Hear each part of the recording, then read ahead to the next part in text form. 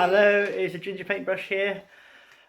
Warhammer World happened, and this is a little bit about the trip, and we'll go into what I picked up and just have a little chat about Warhammer World and the experience that took me and my friend 20 years to do.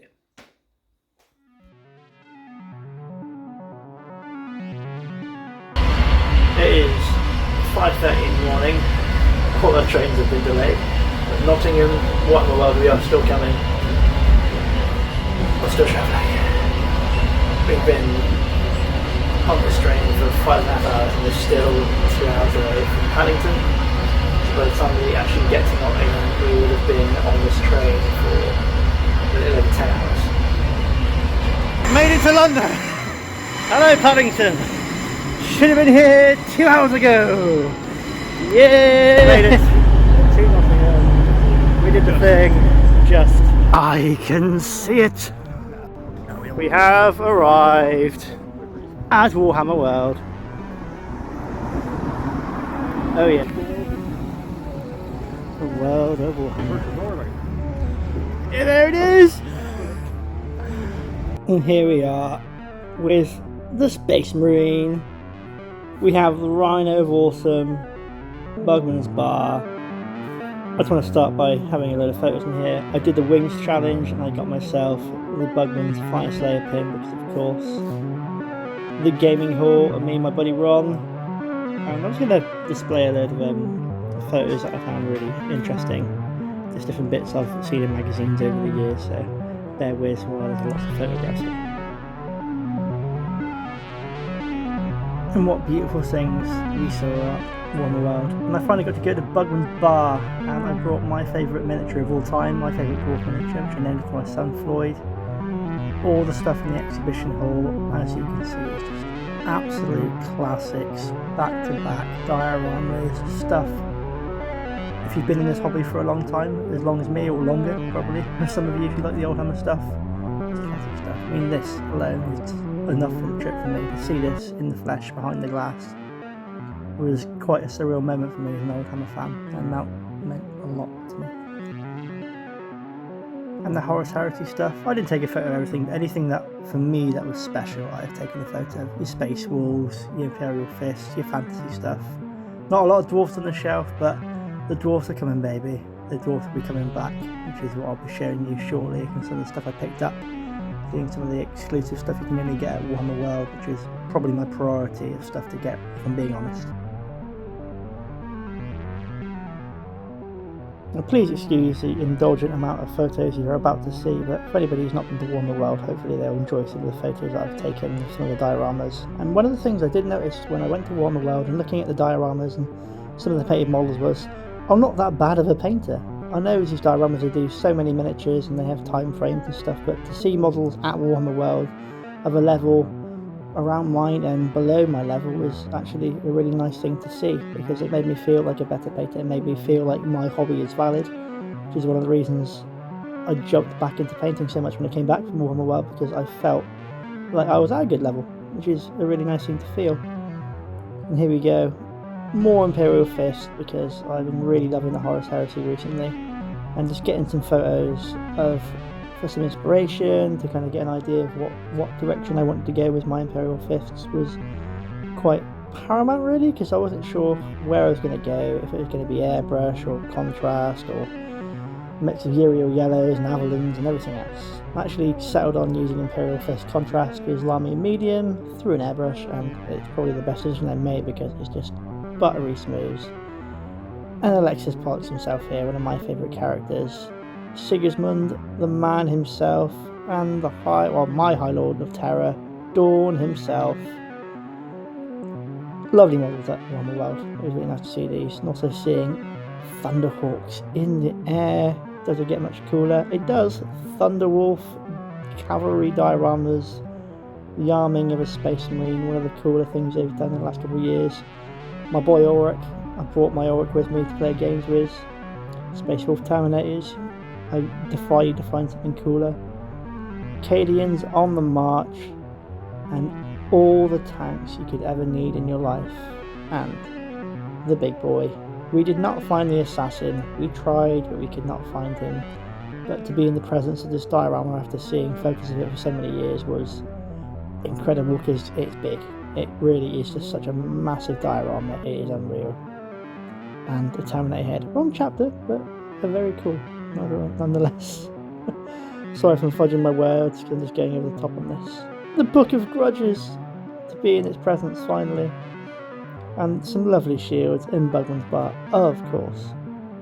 And these are actually in the exhibition hall, some older dioramas. We've got some beakies, which is always lovely to see, and the game hall itself.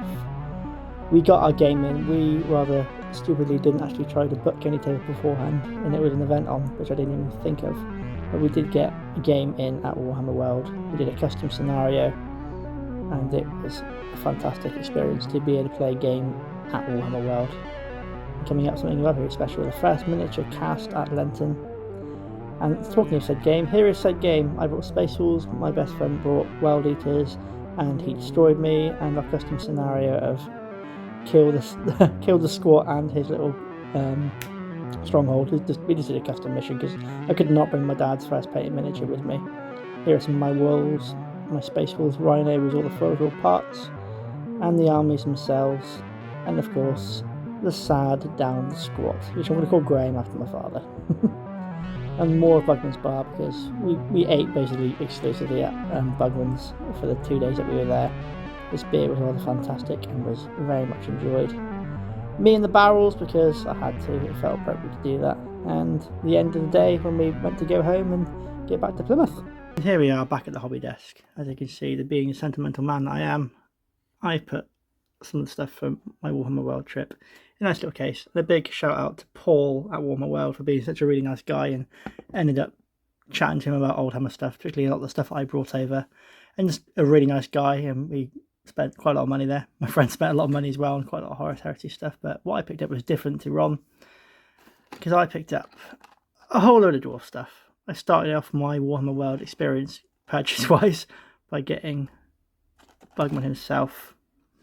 Get myself the gold-plated Bugman coin, which I thought was the coolest one, as well as something actually in just standard Warhammer packaging, the Dwarf Rune Lord.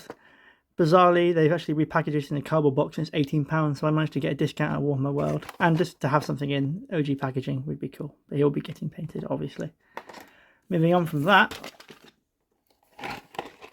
a grudge thrower, a flame cannon, slayers, and a bolt thrower.